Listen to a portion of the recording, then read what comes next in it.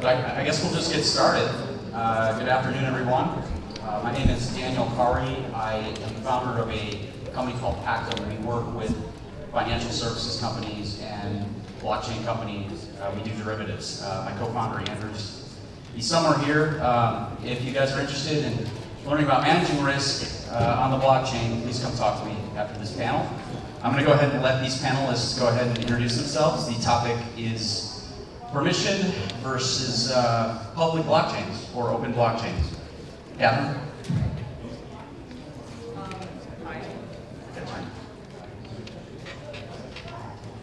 Hello? Okay, better. I'm Catheryne Nicholson. I'm CEO and co-founder of a company, a startup called Blockcypher. We are like AWS for blockchains. We make APIs, so blockchain web services. We're blockchain agnostic, and we mostly run open chains, which I guess is why I'm on this panel, and a number of private chains as well. Hi, I'm David Haimes. I work for Oracle. We do everything pretty much. I work specifically in the applications division. My role is to look at what our SaaS applications should look like in the next 3, 5, 7, 10 years. Which means increasingly, over the last 12, 18 months, blockchain has been probably my major focus. Hi, my name is Shelly Kumar. I lead commercialization and partnerships for a company called Filament. We intersect with Internet of Things and sort of the physical world, mostly in connecting industrial equipment.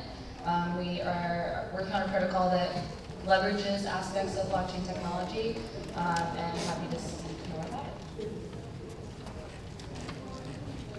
Hi, Sean Barclay, Interactive Creative Director and founding member of IBM Blockchain. I'm also part of the Hyperledger project and specifically the Hyperledger Fabric.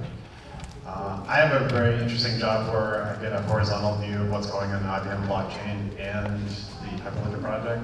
I oversee basically all the product design, all the products and services from IBM Blockchain, along with the solutions that you guys are seeing in the news these days. In terms of Hyperledger Fabric, the things that are separated, I think, from what we've been talking about in terms of Bitcoin and Ethereum, we deal with known identities. We also deal with no cryptocurrencies whatsoever to do transactions, and we also have smart contracts just like Ethereum does. So my first question for the panelists is, how would you best define open versus permission blockchains? Who wants to take that? We can always hand you a mic. We'll trade off. So how I define open versus permissioned is basically open, the analogy is the internet. Okay, it's open to anybody to participate, anybody that wants to join. It's a trustless environment, and you can jump right on in. A permission chain is a consortium. You know, as Sean mentioned, who the entities are that are participating in that permission chain because they have been given permission to participate in that blockchain. So I have a slightly different take on that. I think, I'll be fairly controversial here just to get some questions. By all means. Yeah. So I think permissionless, I don't think that's going to be much of the future.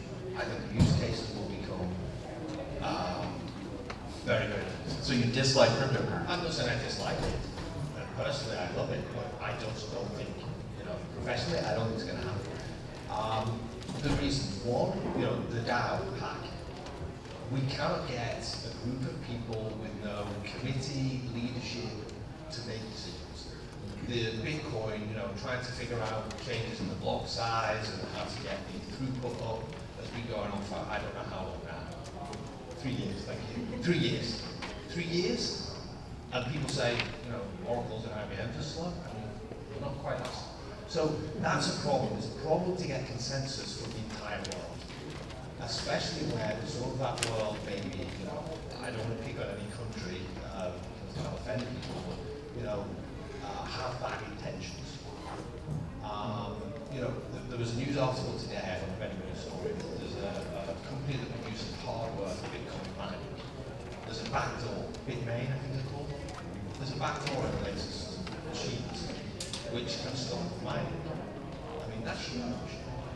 So, you know, we have these vulnerabilities that are very different. When we say when we say permissionless, my view of permissionless, I think the internet is permissioned. If I want to set up a URL, I can't just jump on anonymously. I have very limited information that will become public, but I have to go through somewhat of choice. I have, you know, GoDaddy or Google or whoever it is, there's a massive amount of choice and competition for me to register my domain name, but I do need to register. So I see that permission will have much broader meaning than maybe people think it is, where it becomes this kind of thing similar to the internet, where there's a lot of places, but I do have to have some level of registration.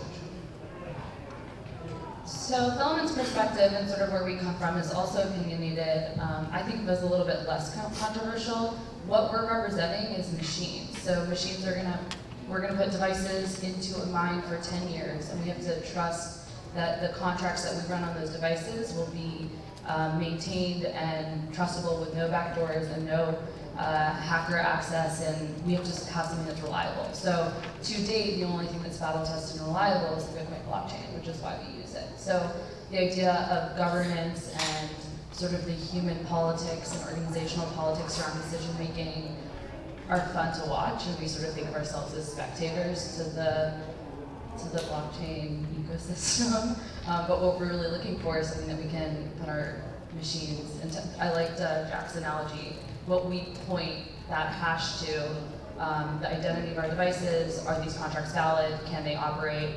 It just needs to be true. And that's really what we look for. So I think our belief is that there will be, it's so early that there'll be multiple chains, different types of permissioning, different levels of that. We don't put any information, and so it's not necessarily open internet where everyone can participate. But what we do is when we're bridging the physical and digital world, it's under the ethos that there isn't a defined number of parties that will use that connection. So at the point that you're connecting a machine to the internet, it's the owner of the machine is the one who's paying for that network access. But in the future, the manufacturer might also be interested, a subcontractor might also be interested. You might be defining parties in the future. And so we're setting up a foundation layer of infrastructure on something that's stable under the impression that that relationship will change over time. So I have a slightly different take, being the designer of the group here. So at IBM, we have what's called design thinking, and it's all about thinking about the user, the use cases, and why you should actually be doing something. So the thing that you should all be asking yourselves, whatever technology you do, is why do you need it? Why do you need a blockchain? Why would you just use a blockchain over a database? And in particular, when you think about business, okay, and you're moving assets, what do you need to do with those assets? Who are you working with? That will dictate whether you're using a public blockchain or a permission blockchain. So in a case like banks, they need to know who their customers are. They've tested all the different blockchains out there. And they were telling us and other parties that, look, blockchain's cool, Bitcoin's cool, Ethereum's cool, but here's why we can't use it for doing business. And that was kind of the precursor to creating the Hyperledger fabric and the Hyperledger project, to create blockchain standards for business. They need to know who their customers are, and in a lot of cases they can't use cryptocurrencies to do the transactions.